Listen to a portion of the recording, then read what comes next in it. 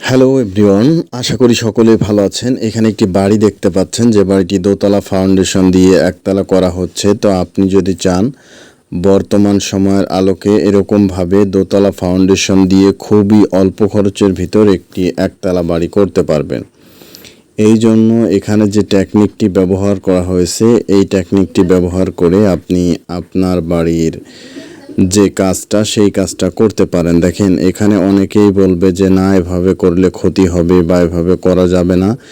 এখন আপনার বিষয় ভাই, আপনাকে আল্লাহ মেধা দিয়েছে, সব কিছু দিয়েছে।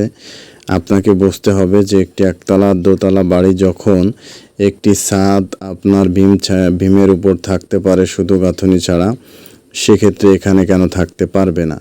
আর এখানে 4 সাইডের গাঁথুনি না দিলে কি সমস্যা হতো? 4 সাইডের গাঁথুনিগুলো দেওয়া হয় জাস্ট ফ্লোরের মাটিটা আটকে রাখার জন্য। এটা এই জন্যই করা হয় এই গাঁথুনিটা। তো আপনারা যদি অল্প খরচের ভিতরে দোতলা ফাউন্ডেশন দিয়ে একটি একতলা বাড়ি করতে চান, অবশ্যই এভাবে আপনি করতে পারবেন। এইভাবে করলে আপনার খরচ 1 থেকে 2 লক্ষ টাকা সেভ হবে। আপনার বাড়ি যেমন তেমনই খরচ সেভ হবে। এখানে শুধু 4 সাইডের গাঁথুনিগুলো 10 ইঞ্চি দেওয়া হয়েছে। আপনারা ভালো করে খেয়াল করলে দেখতে পাচ্ছেন যে এখানে কাজটা কিভাবে করা হয়েছে। এখন এটা অনেকেই বুঝতে চায় না, অনেকেই এগুলো খেয়াল করে না, পরে অযথা উল্টাপাল্টা কমেন্ট করে। এখন এটা যার যার ব্যক্তিগত বিষয়। তো আপনারা যারা অল্প খরচে দোতলা ফাউন্ডেশন দিয়ে একটি একতলা বাড়ি করতে চান, তারা অবশ্যই এই পদ্ধতিটি অবলম্বন করবেন। এতে করে আপনার খরচ প্রায় 1 থেকে 1.5 লক্ষ টাকা সেভ হবে। তো 1-1.5 লক্ষ টাকা সেভ মানে কি মনে করতেছেন আপনি? বর্তমান বাজারে 1.5 লক্ষ 2 লক্ষ টাকা সেভ যদি হয় একটা বাড়ি করতে, সেইটাই আপনার জন্য ভালো। এটা তো অযথা, মানে এটার কোনো প্রয়োজন নাই। আপনি দিলে দিতে পারেন, না দিলে না দিতে পারেন, কোনো অসুবিধা নাই একতলা বা দোতলা বাড়ির ক্ষেত্রে।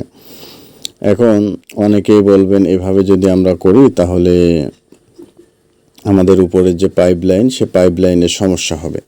তো এখানে তারও সমাধান আছে। দেখেন, এখানে উপরে 1.5 ফিট এই যে শর্ট কলাম তোলা হয়েছে বিমের উপরে, এই আরও 1.5 ফিট গাঁথনি হবে।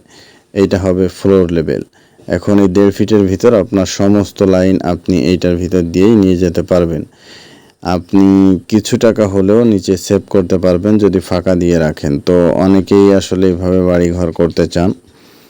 তো তাদের জন্য আজকের এই পরামর্শগুলো ছিল। ভিডিওটি যদি ভালো লেগে থাকে তাহলে আমাদের আইডিটি ফলো দিয়ে রাখতে পারেন এবং এই ভিডিওটি শেয়ার করতে পারেন ফেসবুক পেজে। আর নতুন দর্শক যারা ইউটিউবে ভিডিওটি প্রথমবারের মতো দেখছেন, তারা চ্যানেলটি সাবস্ক্রাইব করে নিতে পারেন। এখানে দেখেন, অল্প খরচে করার জন্য যে বিষয়গুলো খেয়াল রাখা দরকার, প্রত্যেকটা বিষয় কিন্তু আমি আপনাদেরকে বলে দিয়েছি। এখন এটা বোঝা বা মেনে নেওয়া না নেওয়া সম্পূর্ণ আপনার বিষয়। সবাই ভালো থাকবেন।